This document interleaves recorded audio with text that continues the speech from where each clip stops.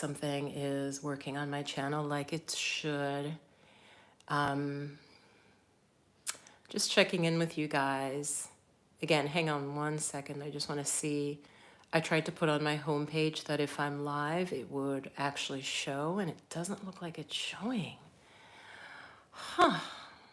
Interesting. Interessante. Why is that not showing? I'm going to try and do that while hopefully you don't get bored. I'm actually looking, my skin looks pretty decent. Hang on one sec, guys. Because what I'm trying to do is if folks come to my channel, I want them to be able to see that I am live on the homepage. So hang on, let me just figure out. Yeah, it's supposed to be like if I'm live now. Okay, hold on. Let me just redo it. How are you all doing? That's the theme of this. Just really brief live. I'll have more like pretty pictures for you, but I just wanted to come in and see, again, not scheduled, just see how everyone is doing. Okay, I am live now. Just to chat, I'm here. Gosh, I just realized I could try to do this on Instagram too. I'm not gonna do that. See, that's just being efficient. I'm not gonna do that. How are you all doing? So I am in Italy. I just took off my makeup, and like I said, I'm surprised. My skin looks better than it has in a while. A lot going on. I'll share with you what's going on, but I'd really love to hear from you. I just checked the results. I don't know that I want to talk about that extensively. I just finished watching Rashida Dow, and they were live on the Exodus channel, which is like their third channel. And they just came on and were urging Black women specifically to, hey, Love Cole, just to continue to think about where they want to stay, where's best for them, or as Nomad Capitalist says, go where you're treated best. So yeah, I don't know. I just wanted to check in with you guys. Like I said, literally no makeup on, but I think I look good, especially for my age. And I just took it off, and I was like, well, I'll leave your makeup. I was like, no, my skin just wants to breathe. So I'll share a little bit about how I'm doing, but I really genuinely want to know how you're doing. Hey, Agnes. So I'm holding the phone, so he's gonna do this. I'm in the most low key of my Airbnbs. You are not gonna get a tour. The good news is, and I don't know if this is a wonderful witchy thing, but so I am in Venice, I'm in Italy. The first place I was at was really nice. I was out in a town called Mestre, which is like a suburb of Venice. It's still considered Venice, but it's not like the tourist part. And you have to take a bridge across the lagoon. Anyway, and it was really nice. I think that was his name Pablo. I don't know. It wasn't Pablo. He had such an Italian name. I can't think of it. But it was almost funny. I'm easily amused, okay? Trying to be easily amused. Anyway, now I'm in Venice proper, and so I'm in like what was supposed to be a shared Airbnb. But you guys, I didn't put a lot of energy into it. I wasn't trying to manifest it, but listen, I'm not a shared. I can share a kitchen, but I do not want to share a bathroom with strangers or even people that even friends, okay? Let me know if you're like that. I don't even want to share a bathroom with my friends, for God's sakes. Let me close that down. So, but I'm the only one here. And I came a little early, and the woman who was cleaning, she's like, yeah, we don't have anybody else booked. And it could have, I think, up to 3 other people. So there could be 4 of us in here. Not a single soul, guys. So it's real simple. I'll do a live, whatever, when I'm in. I'll see. I'm just a little bit trying to be cautious because, there are a lot of there's just weird stuff on the interwebs. But how are you doing? I just found out, Agnes says you're feeling disconnected. Yeah, I really didn't come on here to talk about myself. I genuinely, you can see, I just literally felt overcome again. I found out about an hour ago Guys, you know me. You know, I started out, I would do readings, tarot readings on publicly. And then I said I don't like doing the group readings, whatever, the monthly readings. It isn't the way I like to do readings. But you notice I didn't do a reading about this election. So I just want to, I don't know, I have to share. I have to share. I already talked to two friends in America. Both of them said they're shocked. One is yeah, I mean, they're very different demographics. I'm not even going to tell you, like, they're opposite demographics, and they're both like, yeah, I'm just shocked.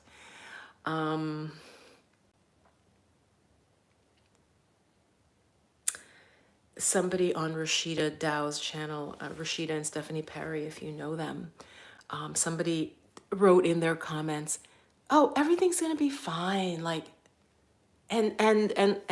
Stephanie responded, you know, there are women who've already died because we lost access to terminate a pregnancy, to have an abortion, okay? Now, nobody in the choice movement is, you know, I'm not out here advocating for women to have abortions, but if a 12-year-old is raped, or a woman any age, but children, there's incest, there's all sorts of crazy stuff happening. And there are now states where that child will be forced to have a child. Like, anyway, so this person writing a glib, everything's, it's gonna be okay. It's like, there are women who've already died. Okay, there are grown women who even wanted to have a baby, found out the baby was either horribly deformed, like would, you know, couldn't live, would just, or it would kill them. And then their doctor's like, yeah, I don't know what we can do about it. You know, you may just have to die. So Stephanie responded like in saying, you know, it's already, a lot has already happened. I don't want to blame the victim, but I'm going to say, and some of what I don't know, I might go there. I'm going to say what I think. It might offend some of you. I'm going to leave a little bit out just in certain in terms of privacy, but I do think the Democrats lost this. I'm not blaming Kamala at all, but the whole Democratic Party. Just as a YouTuber, you guys, just as a YouTuber, I would notice that like videos that were very positive about Donald Trump would get a huge number of views, while I noticed if it was positive, something, you know, Kamala did, or the, you know, who was going to be her VP, if he said, it would get maybe 500,000 views, maybe if it was something really like, you know, flashy. And I was like, that video about Donald Trump got 2 million views. That's like, you know, or just little things like that. Like, where is the average person? They're on YouTube, they're watching videos. So like I said, I'm going to say some things that might offend some of you. Yes, I am still in Italy. Absolutely. Thank you. Thank you. What? Listen, try to stay. That is one of the sweetest things anybody's ever said to me. YDMF2. Seriously. Listen, I don't want to, you know, you have to be careful now, you know, already, right? Are we going to have free speech? But I'm just going to say, I think the Democrats messed up. They were out of the zeitgeist. What I mean by that is, even though I am a liberal, I'm working class, I am not, I like to consider myself part of the intelligentsia, meaning I am intelligent and I actually read and try not to just come from emotion. I think a lot of people voted against their best interest. Someone said that a lot of black men voted for Trump.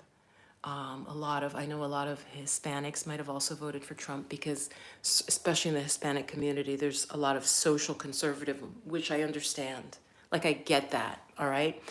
So what am I trying to say? I think the Democrats, I think what I have read and I understand was a major thing for very many conservatives. Let me know, you guys, if you've heard this, right? They're slamming everybody liberal or even moderate with woke culture. But what's behind that is a real fear of a lot of the issues with trans individuals and the allowance and the ease at which it seems that a young person can have surgery, change their gender identity. I'm just putting that out there. A lot of gay friends. I feel like, okay, I can speak about this, and I'm telling you, even in the gay community, a lot of people were like, this issue, the trans issue specifically, and the way it's being put forward, people aren't ready for it. Listen, I'm just saying people weren't ready for it. That is actually a fact. They just were not ready for.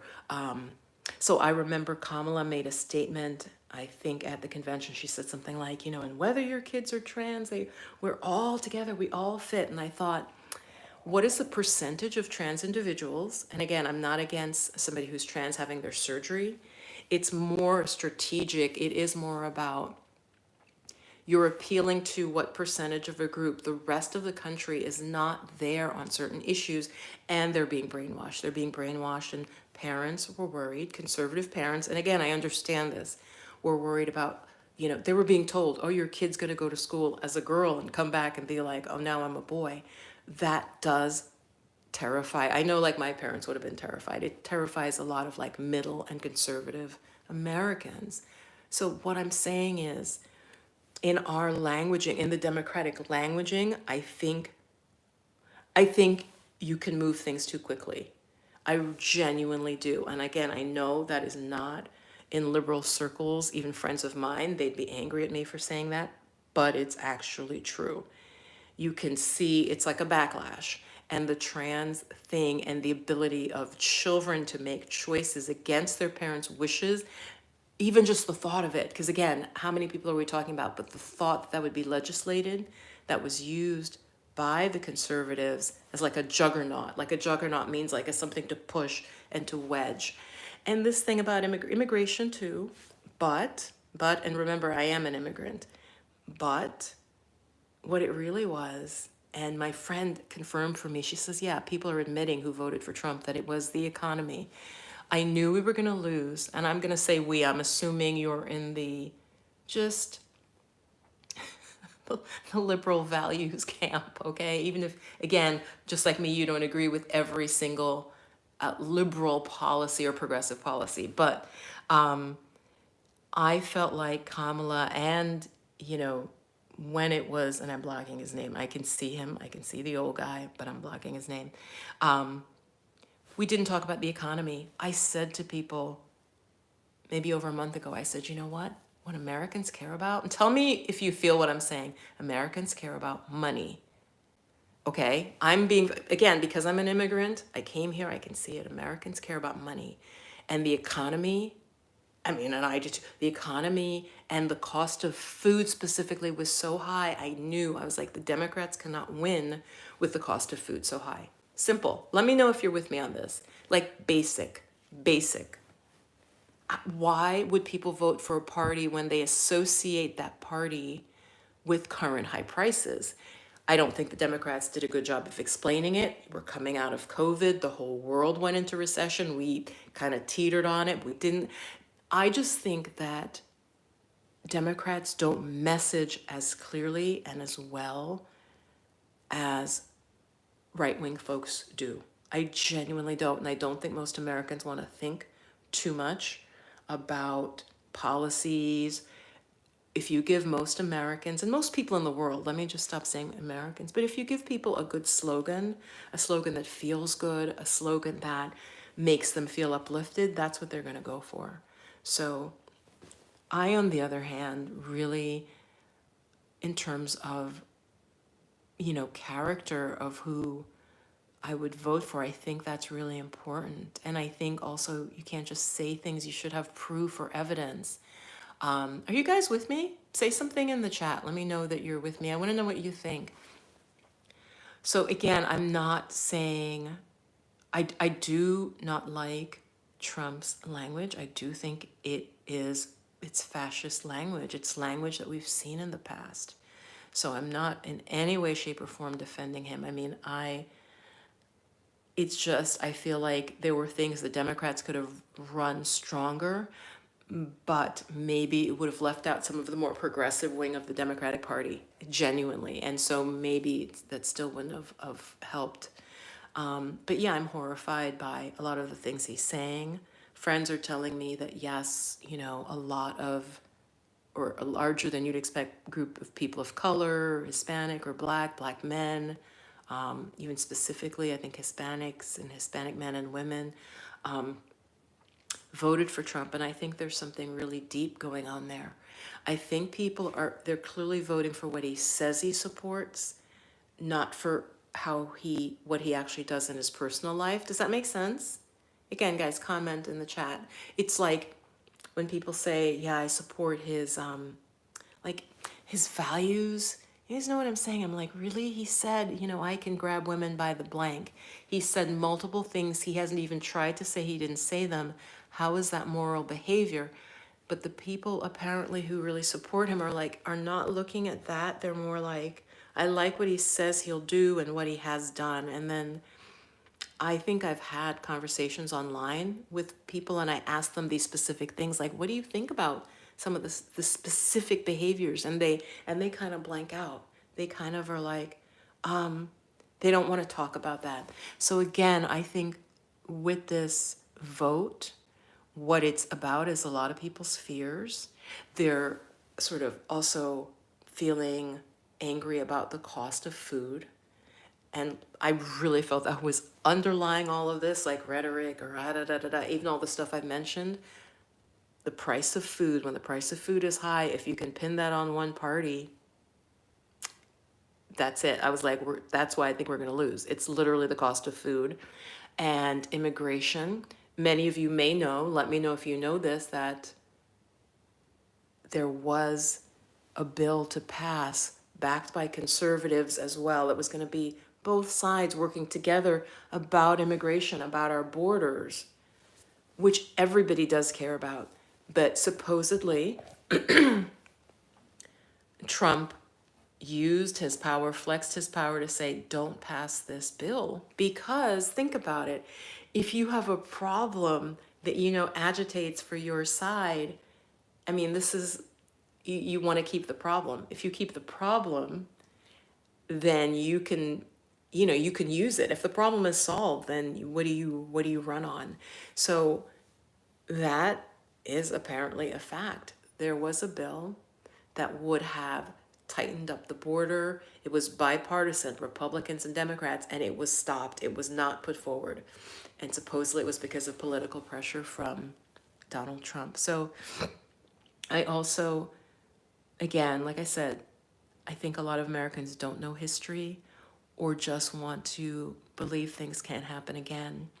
But in this country, I mean, along with slavery, we have had internment of Japanese. You guys tell me if I'm going to miss a group, but many people probably don't even know. Literally, probably a lot of middle Americans don't know the Japanese. I think they were put in internment camps for 2 to 3 years when Japan attacked Pearl Harbor. They were carted away. Their property, many of them had farms, you guys, which I didn't know that piece until very recently. So some of them lost their farms. Okay, like they were just shipped. So I'm saying we've had, and also there was I think for many years in the 1800s, there was also, again, African American racism against African Americans, but also Chinese. There was really strong discriminatory policies against Chinese, and I think especially out in the West. And you can still see it in really old movies. If any of you watch really old movies, you'll see the stereotypes. But so I'm saying that I think many Americans want to not believe that really bad things could go down. And I spoke with a woman. Yeah. Hey, Agnes. And yeah, let me greet all of you. Yeah. I hear wonderful things about Portugal. So Agnes, I'm so glad you're here. YDMF2, I'm so glad you're here. Love Cole. Again, I really want to know how you're doing, but I'm just sharing off the cuff. I want to keep this certain things vague. So I was talking to someone who was Jewish, an older woman, quite financially successful. And this moved me because I know how I felt as a Black person hearing this rhetoric, given that I have learned history. So this woman who was Jewish said, and she's quite a bit older, so I think it was her father that was in the concentration camps, guys. And she's like, her father spoke with her about because in many Jewish families, it was so traumatic. It wasn't like talked about, but her father warned her and he said, you know, daughter, when you hear certain type of language being said, it's time to get out, right? I mean, and this woman was looking me in the eye. She was telling me this. And she said, Viv, I've heard that language. What my father warned me that happened pre-Hitler, pre-concentration camps, I'm hearing it again coming from this individual.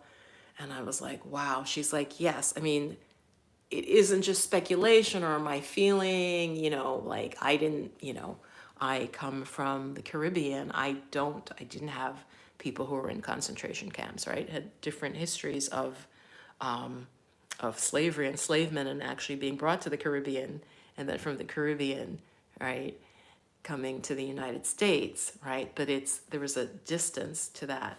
This woman is talking, you're talking World War II. And so she was getting her passport and getting everything ready. And this was a few months ago. This was before, obviously. But she was working because she said everything he's saying when he says people are animals or calls them a type of animal, that's part of what you do if you want to really turn people against. You say they're like cockroaches. You say things that are so dehumanizing that people who are ready to want to believe that you're sort of priming them. You're priming them a little bit for later things, right? So what I'm saying is, like, concentration camps didn't happen out of nowhere. There was a ramp up. There was a build up of rhetoric, of their stores were burned. Then they were forced to wear the star. There were steps taken. So I'm just saying, you know, if none of this happens, if this is just verbiage that, you know, Mr. Trump is saying, it's still, as a spiritual person, I think it's important not to use such hate-filled language and then try to backtrack from it. So if it is just rhetoric and it has no meaning, and what does that mean? Like, you say something and then say, oh, I didn't really mean that. So yeah, how are you guys doing? How are you guys doing? Smoothly? Okay, so one comment, praying this next 4 years goes by quickly and smoothly. I feel like, yeah. In Europe, I was talking to a British couple, right? Because I'm traveling alone. So when you're traveling alone, it's good because in a way you're more open to talk to people. So I was sitting in a cafe next to a couple and I just heard English or something. I knew they spoke English. So because my Italian is not great, like not like that. Their first words were like something about, well, did you vote? And I says, oh yeah, no, I did. And they mentioned that their child was worried about the election and was worried about their safety. And these were white people, right? In a state that's very safe. And I literally went there. This is so American. I go, well, we have school shootings, but I mean, generally, I feel like, you know, most of the country's safe. And they're like, oh yeah, no, it's not the school shootings she's worried about. Which, I mean, you have to laugh. Do you see what I'm saying? Because it's like, oh, well, we have those regularly. But other than that, you know, it's almost like, oh, you know, this happens, but if you put that aside. So they're like, no, she's just worried about Mr. Trump's comments about going after people. And I was like, well, unless she was like a political operative, I don't think he's gonna, but who knows? Who knows? So these were the Brits and the rest of the world. I saw that Netanyahu, and you might be wondering why Israel comes up again, because apparently some people are support of Israel and what they're doing in Gaza. Apparently, I don't think that was a primary thing. I think that's many people's secondary. I don't think that would be the primary reason that people voted for Trump. And Kamala had signaled, right, that wasn't going to be this unwavering support for you to like massacre people. So, but Netanyahu wished Trump congratulations, which again, back in the day when politics was more civil, that was normal. You'd always wish the winner.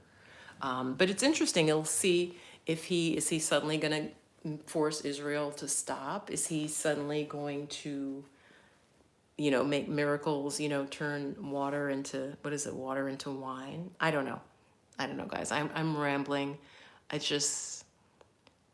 guess I just have to say, I have to look at you guys and say, I knew. That's why you didn't see me pull cards on this. You didn't see me.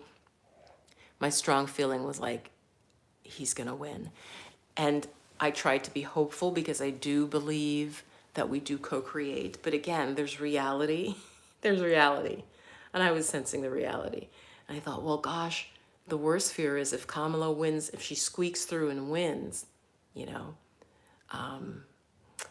then he would not. And this is what's so horrifying. Everybody knew this. If she won, and it would probably be close, that was clear, he would say it was stolen.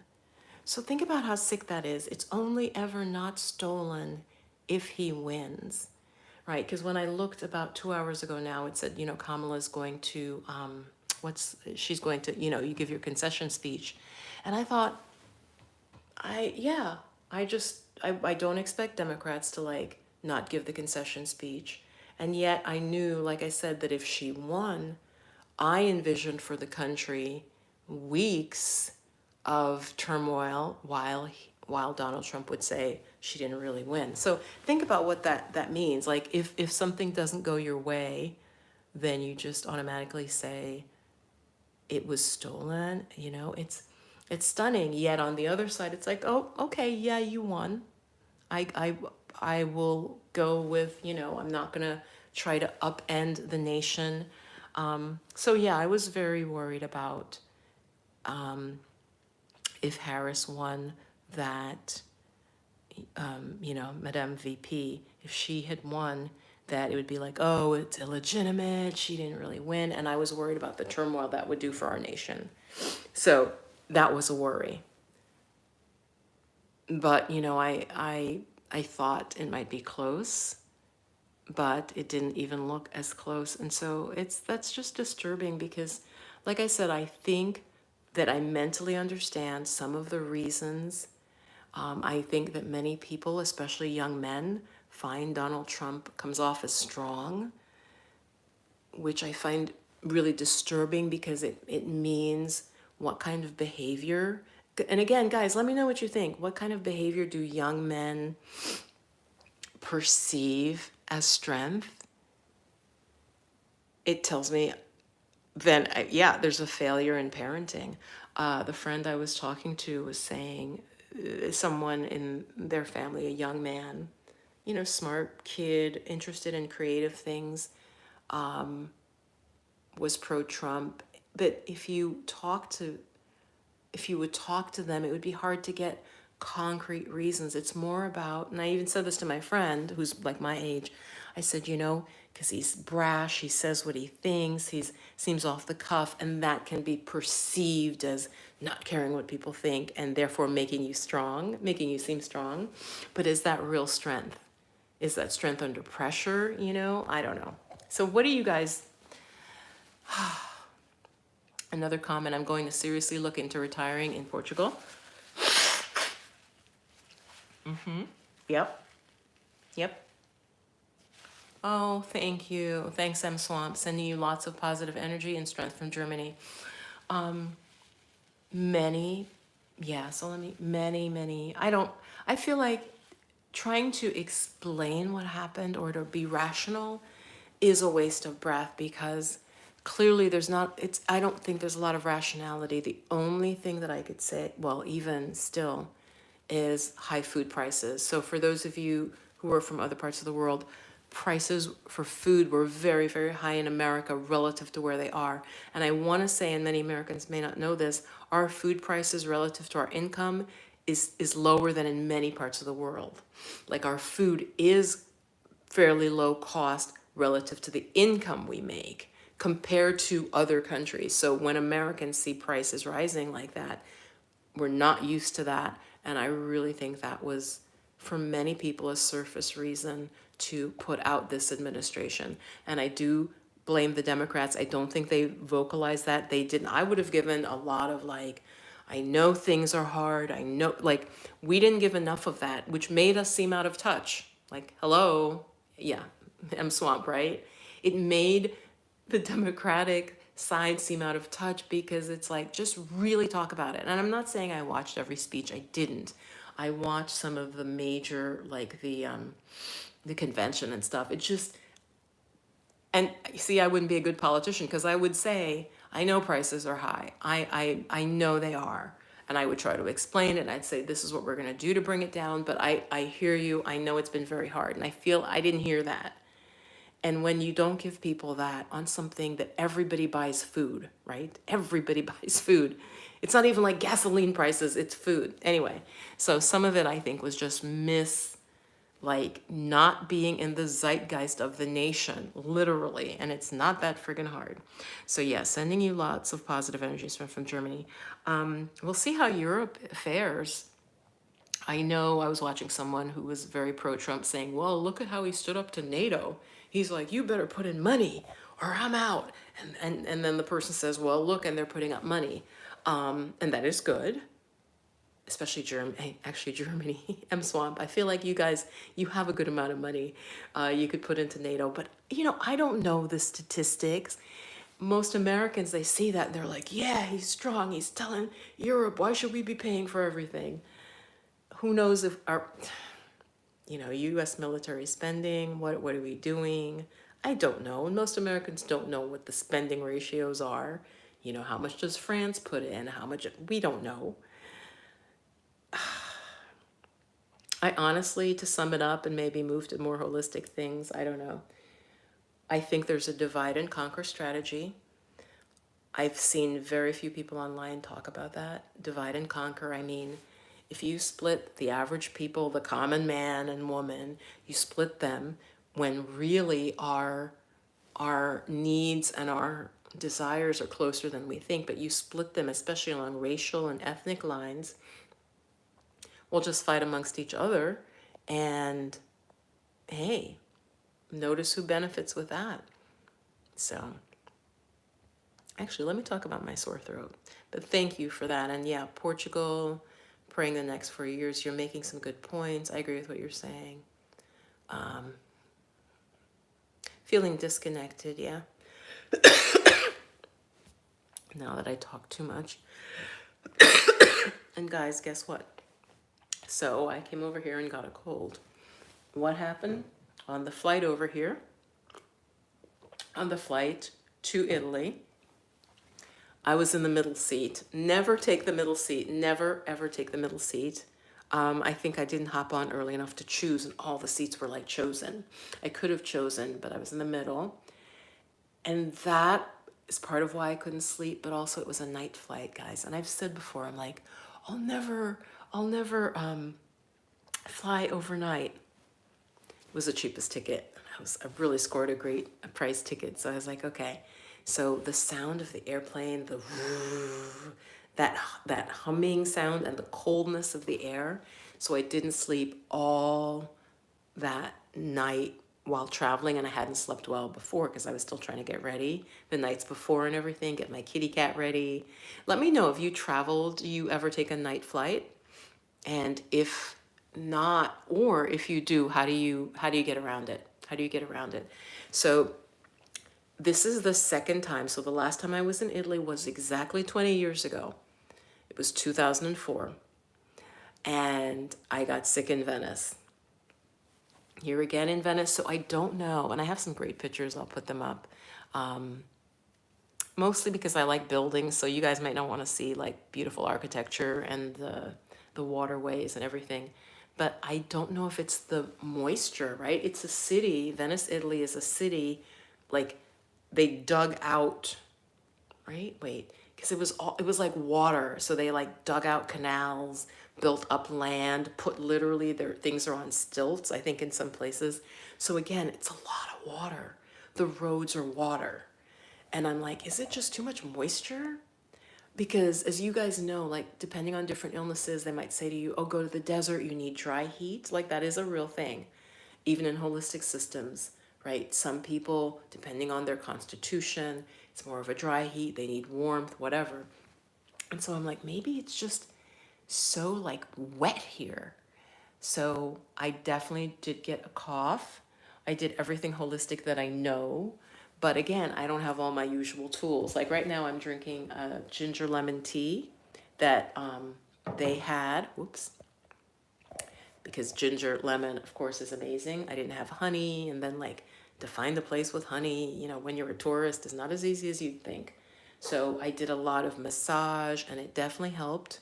But then I went and had sugar. And you guys know I always rail against sugar, but if you're like me and you're very sensitive and you're ever sick, avoid sweets.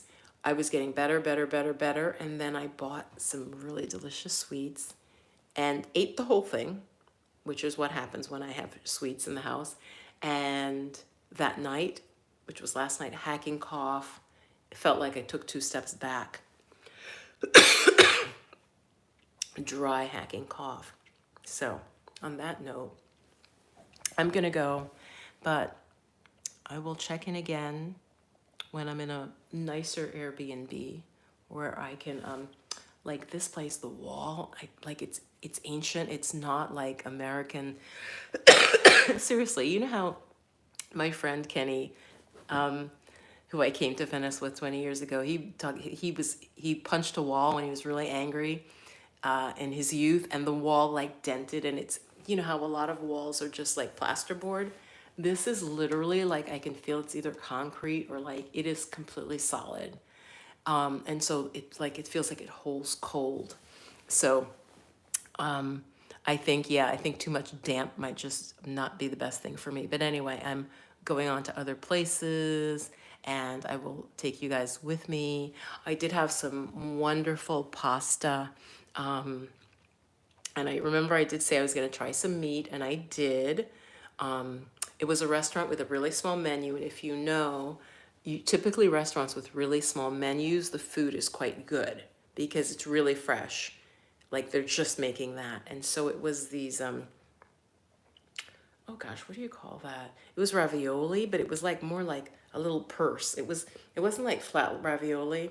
It was more like twisted, and it was stuffed with, it was butter and sage and beef. It was really delicious. There wasn't a lot of it, but it was really, really good. So yeah, that was my meal tonight. And I did have some Prosecco earlier in the day, a little earlier than I would have a drink. I had something called chichetti. What it is, it's like the Spanish tapas. Let me know if you know what tapas is. And I'm probably saying it wrong, but tapas is just like, I think one of the ways it can be served is little slices of bread with like different, so it's like an open face sandwich basically, but a mini sandwich. And I think that's called ciocchetti, something like that. And it's really like traditional here in Venice. And so I had that for lunch, and I had some Prosecco, and it was really good. And I was like a little tipsy. I'm like, should I be tipsy at lunch, especially if I'm trying, hey, if you're just joining, you know, if I'm trying to like heal a cold and get it out of my chest and get it back up. Which, by the way, again, in holistic systems, you don't want the cold, you don't want it to get down into your chest. You want to literally actually more like a head cold that is, you guys might not know what I'm talking, but that's actually better because it's like the mucus, it will trap the germs and you'll get it out. So that's good. I went to like move everything up, but yeah, probably drinking Prosecco when sick is not a good thing. But I was like, wow, it was really good. Then the girl's like, oh, you should next time try this other thing because it has more of like an herbal taste to it than the Prosecco. It's less sweet. And I was like, oh, that sounds interesting. So anyway, just sending you love. And I do want to end on the note that we just have to protect our peace, right? If maybe people just, you know, they felt like these are the policies we want, but hopefully it's not emboldening violence. Hopefully we will, you know, won't see, like I said, because he won, he won't be going around saying the election was stolen. And so hopefully there will be less violence. Like I think violence would have really ensued if that were the case, which is really sad to say, that like if someone else had won an election, that one person could just, which, you know, we see a lot in South American countries. So, you know, and he likes to like say bad things about other countries, but we're really getting into that territory of the type of things that happen in other countries, right? We've had, what is it called, a peaceful transition of power in America, like forever until, you know. So, yep. Thank you so much, M Swamp, Agnes, YDMF, Love Cole. And again, do you want to share how you're doing? I am proud of myself because I have meditated. I'm going to probably do 10 minutes right now. Agnes, you're welcome. I'm going to do 10 minutes right now. Yeah, I have a lot of, if you just Google on my channel, not Google, go to my homepage and you'll see what looks like a spyglass or like a magnifying glass. You can type in there and just look for like 5-minute meditation. We really want to maintain our peace and our mental clarity. And as a lot of spiritual teachers would say, the more clearly you can see reality, which is, again, that's how I started this video. I wasn't trying to defend the other side as much as to explain what it seems like they were thinking and seeing and feeling, and which I think was underestimated and not acknowledged. So enough people were feeling these fears and believing things, many of which, you know, are not true, right? But fear is a motivator. When people are afraid, they're very motivated. When people are angry or afraid, they're motivated. So what I always see, and I'll leave you with this, is which side in anything is more angry or more motivated, or like scared or angry, because emotions get people to act. So typically the side or of any argument that is more emotional, they're going to be more active because they're really bought in, they're activated, they're hyped, they're amped. Does that make sense, you guys? I'm the type of person that even under a lot of stress, I can still speak calmly and rationally, and I think that I think we're more a country of emotions. Yeah, thank you, Agnes. Yeah, it makes sense. I think we're much more a country of emotions and action. Like, think cowboy. Literally, think cowboy. Right? If you still in a lot of countries, when they think of America, it's one of the older images of America, right? Is the cowboy. It, you know, is this like, it's very macho, independent, conquering. We'll see. And as there's a famous phrase, you guys, and correct me because I'm going to say it wrong. Oh yeah, no, this is it. When America sneezes, the rest of the world catches a cold. So let's see how the world interacts with Donald Trump, and let's see if there will be some sense of balancing or if it's going to go off in a direction. There may be forces that may be able to balance him. This was not from a spiritual perspective. I may, if I can get really grounded, come back and do a video almost like channeling what I get. Right now, this is just more like top of my head. This is what I see happening. Everything does change. I told the women in my meditation program, which we're in the middle of, I said, everything is always like this, okay? So I don't know if this will make you feel better or worse. Things rise and they fall. They rise and they fall. They're always patterns. So if look at World War II, right? Look at World War One, then fairly quickly going into World War II. It was like this like upheaval of violence, like this great level, like, just intense.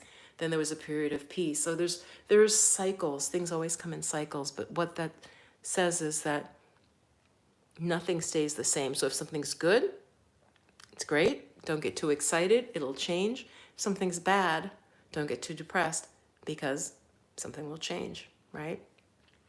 So I'll leave you with that, and much love. Get your sleep.